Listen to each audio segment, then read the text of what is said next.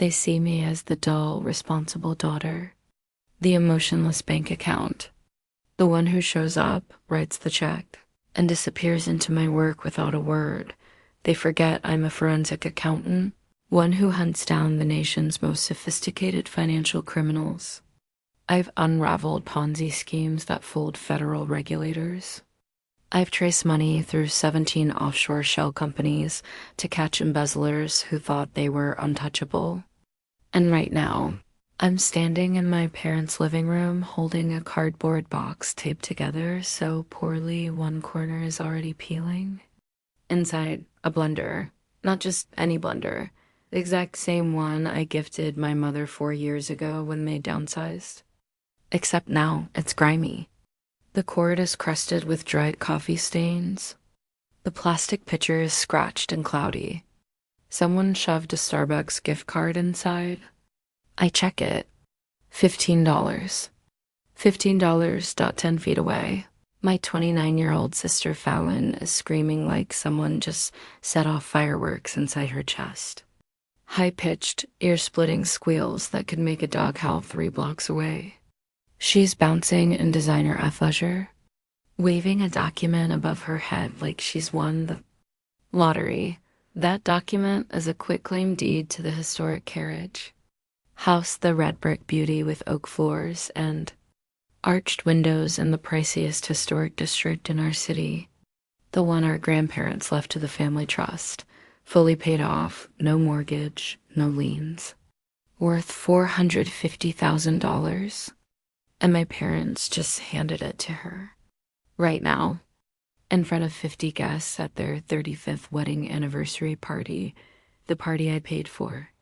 My yoga sanctuary dreams evaporate as Fallon shrieks, clutching the deed to her chest. Crystals in every corner. A sound bath area. Instagram aesthetics preloaded.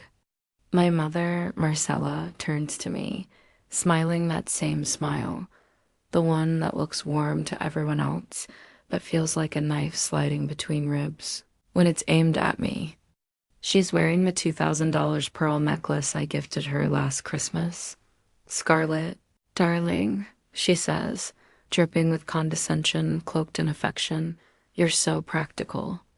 You don't need these artsy, soulful things. That blender works perfectly. I tested it last week. I stare at the crusted cord in my hands. She didn't even bother cleaning it. My father, Royce, adjusts his Hermes tie I gave him for Father's Day, nodding like a sage delivering wisdom. You earn plenty, Scarlett. You can buy whatever you want. Fallon is sensitive. She needs stability. You understand. I understand perfectly. I understand I spent $3,000 on this party, hiring the jazz quartet now packing up in confusion. The upscale French catering, flowers, venue, invitations, coordinating friends. My real gift, was an envelope with a $5,000 check for the European river cruise they've been talking about for years, now buried under dishes and wine bottles on the gift table. But let's backtrack. This moment of blatant favoritism didn't appear from nowhere. 2 hours ago, everything seemed fine. I arrived early to ensure the setup was flawless. Sterling, my fiancé, accompanied me, carrying the gift bag with the cruise check and a leather-bound photo album I spent weeks curating pictures from their wedding. Family vacation, sentimental and luxurious. Exactly how Mom likes it. You sure about all this? Sterling asked, hand on the small of my back. He's a 6'12" corporate lawyer, calm and grounding, the only person who ever questioned whether I should bend over backward for my family. It's their 35th anniversary. I want it perfect, I said, smoothing my navy dress. He kissed my temple. You always do. The party began beautifully. Jazz quartet playing Sinatra and Ella, guests raving about the brie and cruda and herb-crusted salmon. My parents basked in the spotlight, picture perfect. Fallon, 40 minutes late, floated in a flowing white dress, commanding the room with effortless beauty. Selfies with my floral arrangements, air kisses, content in motion, And then Dad called for attention mid-dinner. "We've been thinking about legacy," he announced, commanding the room with practiced ease. "We want our daughters to enjoy their inheritance now." Fallon floated to the front, radiant. Dad produced the deed, notarized, ready for transfer. "Your grandmother's carriage house is yours," he said. "A space to build something meaningful, a yoga sanctuary, a healing studio, whatever speaks to your soul." The room applauded. Fallon cried, makeup intact. Mom beamed. Dad looked proud. And I calculated $450,000, original construction, meticulously maintained, corner lot, historic district. Architectural gems, brick beams, arched windows. Fallon, who has never held a job longer than 6 months. Fallon, who still relies on Mom to book her doctor's appointments. Fallon, who called me last year asking how to file taxes. They just handed her $500,000. "Scarlett, honey, come here," Mom said. I rose, legs numb, approaching the front like a condemned prisoner. She pulled the cardboard box from under the table. I recognized it immediately. Inside, the blender set grimy, pathetic, $15 gift card glued with dried honey. "I thought you could use this," Mom said brightly. "You're always so busy." Breakfast smoothies, coffee, lattes. 50 pairs of eyes bore into me. Dad added, "You earn plenty. Your sister needs stability. You're strong. You don't need these things to feel valued. Strong. Independent. Practical. Translation. You don't need love, attention, or fairness." I looked at Fallon, crying her pretty tears. At my parents, self-satisfied. And something inside snapped and not broke. Snapped. Weapons are made of snap things. Set the box down with exaggerated care. Pulled out my phone and called the catering company. Calmly. "Cancel tonight's payment authorization immediately." Mom's face went white. The jazz quartet stopped mid-song. I held up the dirty blender. "You'll need this to pulverize your hopes of me funding your retirement." Then I walked out. Sterling followed silently. By the time we reached my Audi Q5, chaos erupted inside. Raised voices. Mom's protests. "Not my problem anymore. You okay?" Sterling asked. I started the engine. Hand steady. "I'm free," I said. And I meant it. That parking lot was the moment I stopped being their ATM, but it was only the beginning. I'm not just a number cruncher. In my world, math has no emotions, audits have no feelings. 10 years tracing hidden assets for the FBI, dismantling corporate fraud. I don't yell or beg. I open the books, and their books are wide open. 18 months of blissful silence have passed since that party. No calls, no texts, no awkward dinners. Just my life, built exactly the way I want it. Sterling and I bought a downtown penthouse, 2,000 square feet of floor-to-ceiling windows. Modern design, city skyline views. We furnished it ourselves. No hand-me-downs, no guilt-laden heirlooms. Clean lines, comfortable furniture, our space entirely. My career soared. 6 months ago, senior director, leading the region's most complex fraud investigations. Income up 40%. Featured in 2 industry publications for dismantling a healthcare billing scheme. That had been running for 7 years. I am thriving, but I'd be lying if I claimed they never crossed my mind. Not because I miss them, absolutely not. It's because I'm a forensic accountant, and once your brain is trained to recognize patterns, you can't switch it off. It becomes instinctive, like breathing. So when I occasionally checked public records, tax logs, business filings, or city citations, I told myself it was just muscle memory, professional habit, staying sharp, nothing more. That's how I stumbled onto the jackpot. It started harmlessly enough. I was sipping coffee on a Saturday morning, Sterling still asleep down the hall. and I opened the county's property search tool on my laptop. Just looking, I told myself. Just curious about what Fallon had actually done with that $450,000 handout. The answer? Nothing worth celebrating. According to her Instagram, which I checked through a burner account because I am petty, not foolish, she posted exactly 3 pictures in the carriage house during the first month. Each one was staged within an inch of its life. Yoga poses in bare rooms, pseudo-spiritual captions about awakening or alignment. Then the posts dried up. What replaced them were party pictures. The carriage house wasn't a sanctuary. It was a hangout for wine nights with her equally unemployed inner circle. There were photos of fairy lights strung sloppily across 100-year-old beams, videos of some guy doing a keg stand in the historic kitchen, clips of Fallon and friends dancing on the porch at 2 a.m., infuriating neighbors who paid 7 figures for peace and quiet. Instagram was just the surface-level cringe. The real treasure was buried in the city's historical district database. See, that district isn't just fancy sounding, it's aggressively regulated. If you own property there, you're not merely a resident, you're a steward of architectural legacy.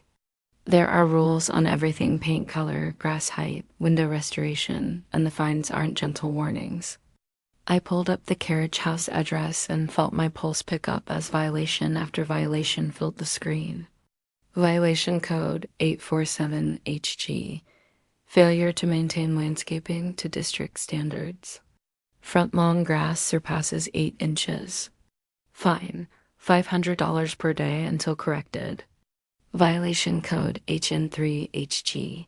Exterior wooden window frames showing rot and peeling paint, not restored using historically approved materials. Fine, $500 per day. Violation code HW04HG. Removal of original storm shutters without required permits. Fine, $1,000 per day until corrected. I leaned back, my coffee forgotten, while the numbers lined themselves up in my head. Grass violation 8 months old. Window violation 6 months old. Shutters 4 months old. $500 day, 240 days. $500 day times 180 days. $1,000 per day times 120 days. Plus delinquent property taxes, because of course Fallon ignored those too. It was financial music. $120,000 for the landscaping. $90,000 for the windows. $120,000 for the shutters. $18,000 in unpaid taxes. With interest and admin fees total, roughly $350,000 in municipal liens on a $450,000 property. I opened the notices themselves. Certified mail, delivered, never signed for. Meaning Fallon either didn't bother opening them or genuinely believed ignoring adult responsibilities would make them vanish.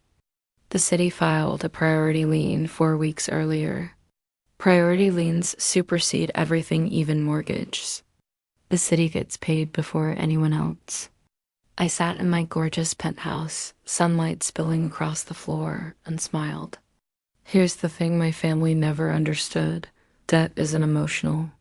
It doesn't care about your aspirations or your healing era. Debt grows teeth, and it bites. The city doesn't care about your self-care journey. The city wants its money. I spent the next 2 weeks researching municipal lien purchases. Not common, but entirely legal. And dangerous. When someone doesn't pay their fines, the city can sell that debt to a private party to recover funds immediately. Once someone owns that lien, their power is enormous.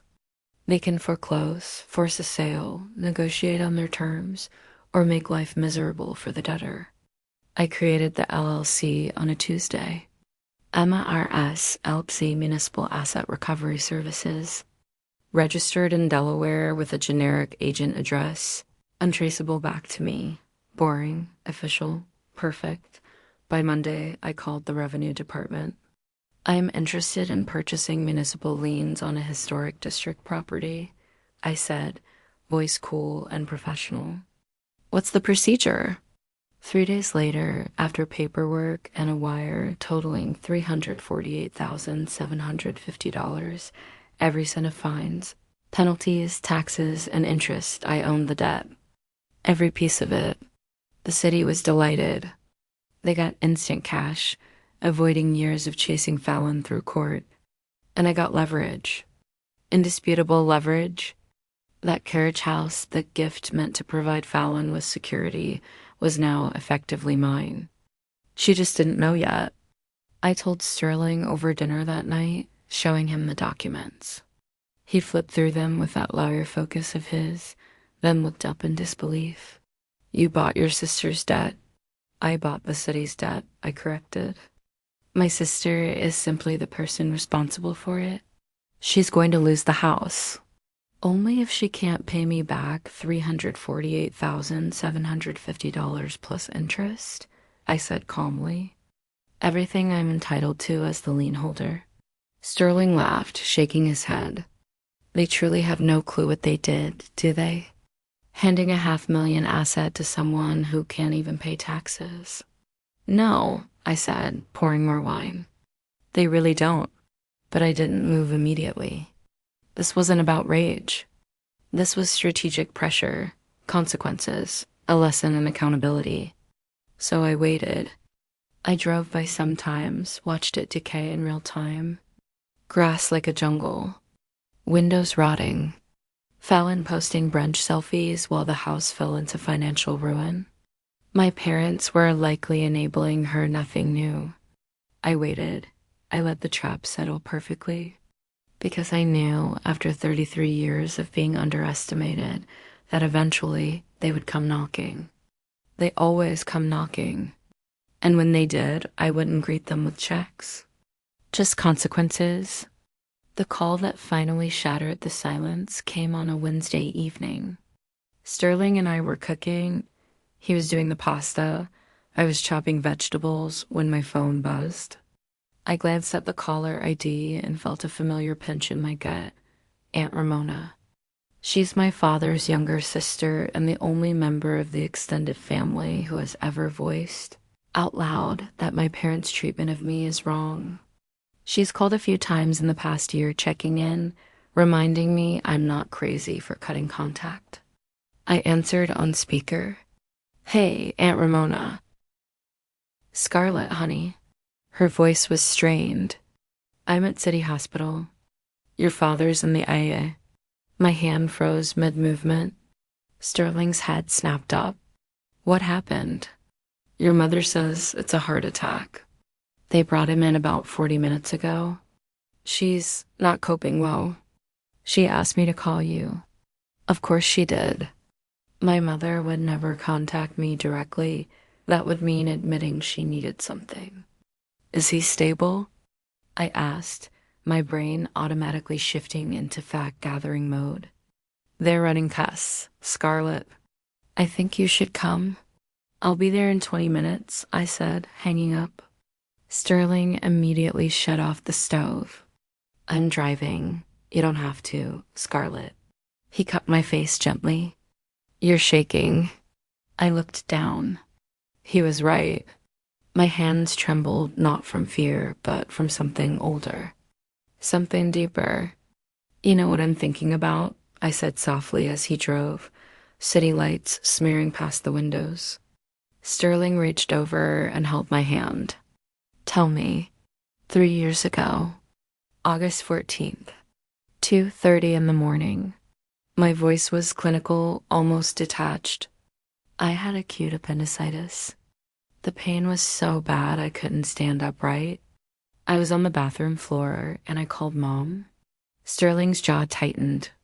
I told her I thought my appendix was about to rupture. I said I needed help getting to the A. Do you know what she told me? Scarlett. She said she couldn't leave the house because Fallon had just broken up with a boyfriend someone she'd known for 3 weeks, and Fallon was threatening to shave her head. Mom said she couldn't risk stepping away for even a minute because Fallon was having a crisis. My words came faster, like a valve snapping open. She told me to call an Uber, said I was strong, capable, and I'd figure it out. So I did. Some guy named Marcus drove me while I held a trash bag in case I threw up. I checked myself in, signed my own surgical papers, went into surgery alone, woke up alone. Sterling pulled the car over, hazards flashing. The next morning, I continued staring forward. I checked Instagram, and there was a picture Mom posted at 3 a.m. of her and Fallon eating pizza, wearing pajamas, watching a movie. Caption, heartbreak healing sleepover. Unbelievable, Sterling whispered. She posted that while I was in surgery. He reached for me, pulling me close, though I didn't cry. There was nothing left to cry with. That part of me had burned out long ago. That's why I'm shaking, I said quietly. Not because Dad might be dying, but because 3 years ago I almost died, and they chose Fallon's haircut emergency over me. And now Dad has a panic attack over money because that's clearly what this is. Not a real heart attack, and suddenly I'm expected to rush over. Sterling turned my shoulders toward him. You don't owe them anything. Oh, I do, I said, cold and steady. I owe them clarity. They're about to learn that their financial stress wasn't random misfortune. And I want to watch the moment they realize who's been holding the knife the whole time. Sterling held my gaze, searching my face. I wondered if he would tell me to let it go, to be the bigger person those draining moral pep talks people use to keep you compliant. He didn't. Instead, he kissed my forehead and said, "Then let's go show them what consequences feel like." This is why I'm marrying him. We walked into the hospital together, Sterling's hand steadying me as the automatic doors opened. That antiseptic smell hit us immediately, the universal scent of fear and fluorescent lights. I knew exactly where my parents would be, the VIP waiting lounge on the 3rd floor. Of course, they would never sit with regular families, not even during a medical scare. The elevator ride felt both endless and instant. When the doors slid open, I heard my mother's voice before I even saw her. And she won't answer her phone. I've called 6 times. 6. After everything we've done for her, raised her, fed her, paid for her education. Then Aunt Ramona's voice cut through, weary but firm. Marcella, maybe she didn't answer because you haven't spoken to her in 18 months except. There she is. Mom had spotted me, rushing down the hallway, hair slightly tousled, mascara smudged beneath her eyes. She wore the cashmere cardigan I gifted her 2 Christmases ago. Her arms reached out like she intended to hug me, and I stepped aside, letting her momentum carry her past. Sterling moved subtly, intercepting her in case she tried again. "How's Dad?" I asked, voice neutral, professional. "Oh, now you care." Her grief flipped instantly into anger. "Now you show up? After abandoning your family for over a year? After humiliating us at your anniversary party? After—" Marcella, Dad's voice cut in from the waiting room doorway. Pale, steady, upright on his own 2 feet. Not a heart attack then, just as I suspected. I walked past Mom without a word and faced my father. "What did the doctor say?" He looked slightly embarrassed. "Panic attack. Stress-induced. They'll observe me overnight, but I'm fine." "Good," I said. "Then I'll be going." "Wait," he held up a hand. "We need to talk. About Fallon. About the house." There it was. The true reason for the call. I glanced at Aunt Ramona, who gave me a subtle, apologetic shrug. She had been used as bait, and she knew it. 5 minutes, I said privately. Dad nodded, gesturing toward a smaller consultation room off the main waiting area. Sterling started to follow, and I squeezed his hand. "Wait here. I'll be fine. You sure?" "I'm sure." This isn't about protection, it's about watching them walk into the trap I set. I want to see it with perfect clarity. I followed Dad into the room, and of course, Mom rushed in before I could close the door. Typical Dot, the room was small. Clinical. 2 chairs, a small couch, racks of medical pamphlets along the walls. Dad sank into a chair. Mom perched on the couch edge, twisting her hands. I stayed standing. So I said, "What's the crisis?" For a moment, silence. Dad looked at Mom at her hands. I let it stretch. In my work, silence forces confessions. People fill the gap with truth. Finally, Mom broke. "The house," she said, voice cracking. "Fallon's house. The carriage house. We're going to lose it." I raised an eyebrow. "How unfortunate." "Unfortunate?" Mom's head snapped up, eyes flashing. "Is that all you have to say? Your sister is about to lose everything over some bureaucratic nonsense, and all you can say is unfortunate? What would you like me to say?" I countered. "That'll fix it?" She stood, stepping toward me, forcing the narrative I refused to give her. "Despite everything, you'll do the right thing for family. Scarlett, they're going to foreclose. Accompaniment Ars Capital bought all the debt. They sent a letter yesterday. Thalem has 30 days to pay in full, or they take the house." A thrill ran through me, not guilt, not shame, but pure satisfaction. "How much does she owe?" I asked, calm, detached. Dad cleared his throat. "With fines, taxes, and interest, approximately $348,000. That's quite a sum." Mom said, real tears streaming now, not her usual performance. "We tried to pay it ourselves. We don't have that kind of liquid cash. We'd have to sell our house. Too old to start over. And Fallon, she can't." "Partying," I corrected. "She's been partying," I said. "I've seen the posts." Mom's lips tightened. "She's young, figuring life out, but she shouldn't lose her home over city rules on grass height and paint colors." "It's not the city charging anymore," I said. "It's MRS Capital. They own the debt. They have full legal right to foreclose if it's unpaid. That's why we need you to pay it," Dad snapped, authority creeping back. "Excuse me?" Mom rushed forward. "Scarlett, please. I know we've had issues. I know you were hurt by the anniversary gift debacle, but this is family. This is Fallon's future. You make money, you always have. A few $100,000 is nothing to you." $348,750, I said precisely. "Plus accruing interest." "That's not a few $100,000, I added softly.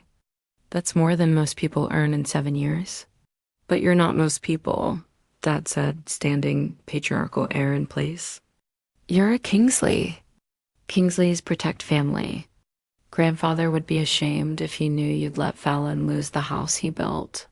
I felt nothing. "Grandfather's house," I said quietly, "you gave to Fallon without asking me. Transferred to a 29-year-old with no income, no job, no ability to maintain it. At a party I paid $3,000 to throw. And you gave me a dirty blender." "We've apologized for that," Mom said. "A lie we all knew. Have you?" I pressed. "Well, now we're acknowledging it." She snapped, her false sympathy cracking. "What do you want, Scarlett? Grovel? Beg? Fine, I'm begging. Help your sister. She's foolish, yes, but she doesn't deserve homelessness. She won't be homeless. She doesn't live there. That's not the point." "What is the point, Mom?" I asked calmly.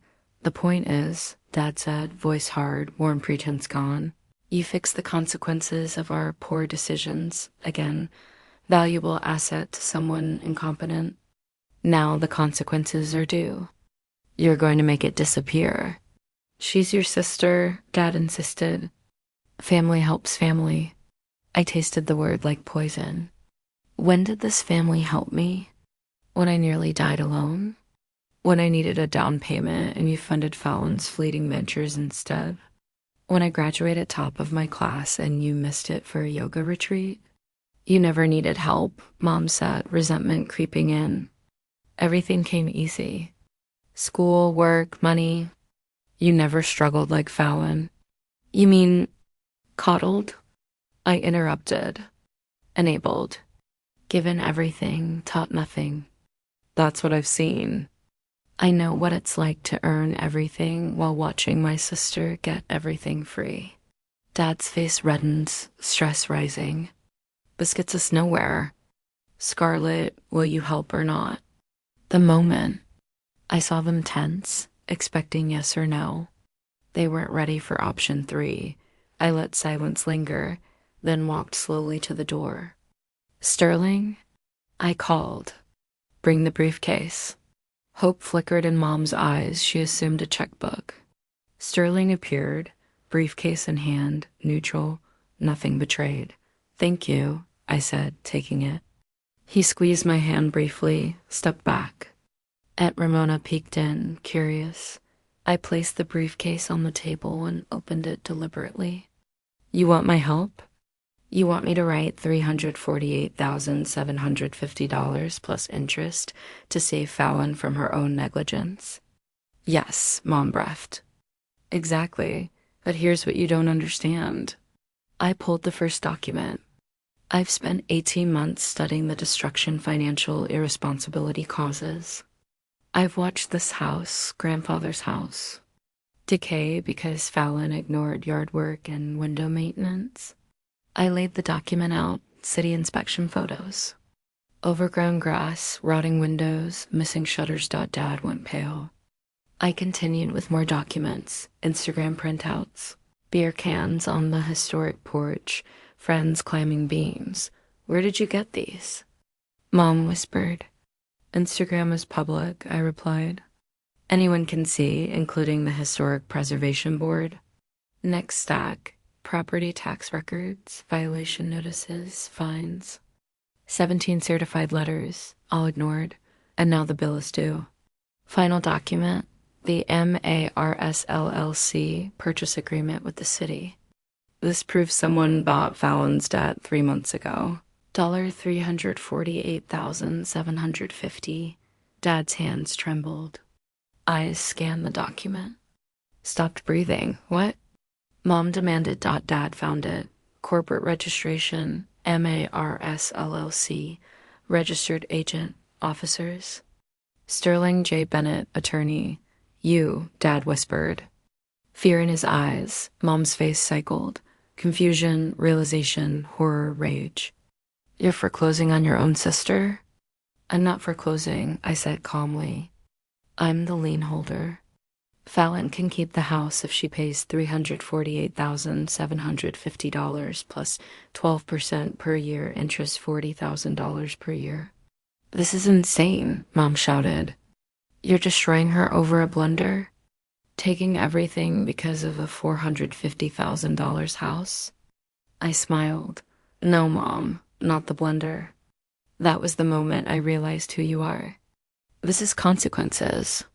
Natural, legal, appropriate consequences for 18 months of negligence and entitlement. So you're taking the house? Dad asked flatly. I don't want the house. I want Fallon to pay her debts like an adult. She can't. Then she'll lose it. That's how it works when you don't pay your bills. Mom made a sound like a wounded animal. You evil, ungrateful. Actually, I interrupted, calm, deliberate. I'm prepared to make an offer. They froze. I reached into the briefcase and pulled out a document Sterling had prepared the day before. A settlement agreement, formal letterhead, signature lines, the works. I will forgive the debt entirely, I said. All $348,750. Fallon keeps the house free and clear. I'll transfer the lien release documents once this agreement is executed. Hope lit up their faces, but I wasn't done. There are conditions. What conditions? Dad asked warily. I held the agreement for them to see. First, Mom and Dad, You repay the $80,000 you've borrowed from me over the years. Every emergency loan, every time you promise to pay me back next month, I have records. Payment is due in 90 days. Mom's mouth opened, no words emerged. Second, you sell your house. Use the proceeds to pay me back the $80,000 and clear your own debts. Credit cards, unpaid property taxes, you'll live within your means. Something modest. A rental, perhaps. You can't be serious, Dad said. I'm extremely serious. You gave away a $450,000 asset to someone incapable of maintaining it while expecting me to fund your retirement. Decisions have consequences. Live within your means. And if we refuse? Mom hissed. I shrugged. Then I foreclose on Fallon in 30 days. Take the house. Likely net around $400,000 after fees. You'll still owe me the $80,000, which I can pursue in civil court. Plus, you'll have a daughter who's homeless and unemployable. Your choice. Dad skimmed the agreement, his liar instincts alert. This also requires Fallon to get a job. He noted. Yes, I said. Any job within 60 days. Document it with pay stubs and taxes. She needs to support herself like an adult. She never agreed to this, Mom said. Then she won't keep the house. Those are the terms. I placed the agreement and pen on the table. You have 48 hours. Sign this, execute the terms, and we all move forward. Refuse, and I move forward with foreclosure. Sterling is in the hallway to answer any legal questions. I picked up my purse and turned to leave. Scarlet, Dad said, voice strange, not angry. When did you become this cold? I looked back at them, seated in that sterile room, surrounded by proof of their failures. I'm not cold, I said quietly. I'm just done being warm for people who'd rather burn me for heat than build their own fire. I walked out. Sterling was waiting, hand immediately finding mine. How'd it go? He asked quietly. The trap is sprung, I said. Now we wait. 48 hours later, they didn't request our house. They didn't meet privately. They chose neutral ground, the hospital cafeteria. Dad discharged, but waiting for prescriptions. They sat at a small round table, Fallon with oversized sunglasses, scrolling, bored. Mom and Dad looked confident, not defeated. Dad gestured to empty chairs. We're glad you came.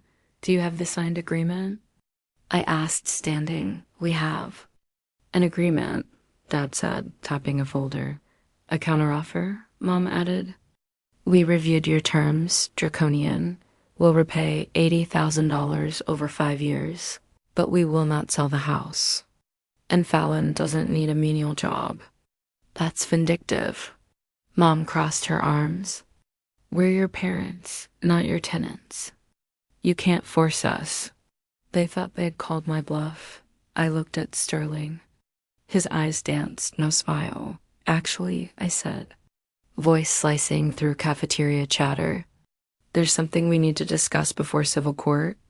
I produced a manila folder, placing it carefully on top of Dad's counteroffer. Do you remember this? I asked, the quitclaim deed I had signed. Mom frowned. What does this have to do with anything? Line 37, declared property value. $25,000. Dad waved a hand. Standard practice. Everyone does it. Creative accounting, I corrected. The IRS disagrees. The carriage house isn't worth $25,000. It never was. The appraisal from 3 months ago valued it at $450,000, a $425,000 gap. Major tax fraud. IRS Code Section 7201, willful tax evasion, up to 5 years in federal prison. Fines up to $250,000 per person. Smugness evaporated. Dad froze. Fallon's sunglasses slid down her nose. You threatened years in court over a civil debt, I said coldly. This isn't civil. This is criminal. Sterling stepped forward. If Scarlett forecloses, the deed enters public record. The IRS monitors foreclosure filings. Discrepancies this size trigger audits and prosecution. But if the settlement agreement is signed unaltered, no foreclosure, no public filing. Problem solved. I slid my original agreement across their counteroffer. 2 choices, I said. Option A, stick to your counteroffer. I foreclose. Explain $425,000 of undeclared assets to a federal judge. Option B, sign this. Sell your house, repay me, and Fallon gets a job. Dad looked older, finally realizing he wasn't negotiating with a daughter. He was negotiating with an auditor who had found the one error he couldn't hide. "You really send us to jail?" He whispered. "You'd really rob me to fund her?" I countered, nodding at Fallon. He picked up the pen, shaking. Signed. Pushed it to Mom, crying silently. Signed too. "You're a monster," Fallon hissed. "No," I said, holding the signed papers. "This is just an audit." 90 days to list the house, I said. Fallon, update your resume. Starbucks is hiring. I walked out. Sterling fell into step. "That went well," he murmured. "Exactly as calculated." I said, free, finished. 2 months later, I tracked everything obsessively. Realtors listed week 1, open houses week 3, multiple offers week 5, cash offer accepted week 7, closing on a gray Tuesday, 10:47 a.m. wire transfer $80,000. Every penny returned. Victory? No, closure. One last task remained. I called the foreclosure company. Proceed with eviction. Fallon had 0 excuses. 2 months notice, 2 months chance to pay fees. Get a job, nothing done. I drove to the carriage house, Sterling beside me. Sheriff and moving truck waiting. Professional, efficient, merciless. The front door opened. Fallon's shriek carried across the yard. "No. This is my house. My sanctuary." "Ma'am," the sheriff said, patient, firm, legal foreclosure. 10 minutes to collect personal items. Everything else stays. "You can't do this." Fallon shrieked. "Call my sister." Mom and Dad already paid her. I stepped out slowly, deliberately. Fallon's eyes locked on mine. Rage, betrayal. "That money," I said calmly, "paid for your sister's past. This house pays for your laziness." "What are you talking about?" Fallon screamed. "You had 80 months, I said. You could have gotten a job. Any job, minimum wage. Covered maintenance fees. You didn't. Party, post it, live like it was yours." "It was mine." "No, they tried to give it to you. You never earned it. When you couldn't pay fines, the city took priority. When I bought that debt, I took priority. This is my house." The sheriff gestured. "Time's up." Fallon screamed as deputies escorted her to a waiting taxi. "Not homeless, just Mom and Dad's problem," I smiled. Taxi pulled away. She pressed her face to the window, still screaming. "Thank you for your professionalism," I said to the sheriff. "Just doing my job, ma'am." She replied, handing me the keys. I pushed open the door. The carriage house, red brick walls strong, oak floors gleaming despite scuffs, empty. I set down the box I've carried for 18 months. The blender, dirty, crusted, odorless. Centered on the floor. Plugged in. Turned it on. It screamed. A piercing, absurd roar that filled every room. Justice, reckoning, satisfaction. I walked out. Sterling by my side. That went well. "One more thing to do," I said, opening a new email. Tips at irs.gov, $450,000 versus $25,000. Deliberate fraud. Attach quitclaim deed, appraisal, property records. Professional ethics.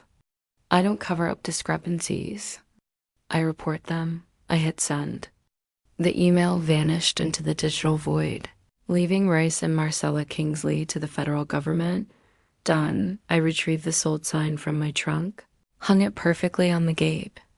Architect thrilled, $20,000 above asking. The carriage house would be restored, not for Fallon. I got in the car. Sterling beside me. Where to? I started the engine, looked at the house one last time. The blender screamed inside. The sound of everything they'd given me, taken from me, and never understood. Home, I said, and I drove away, leaving the past and the roaring blender behind forever.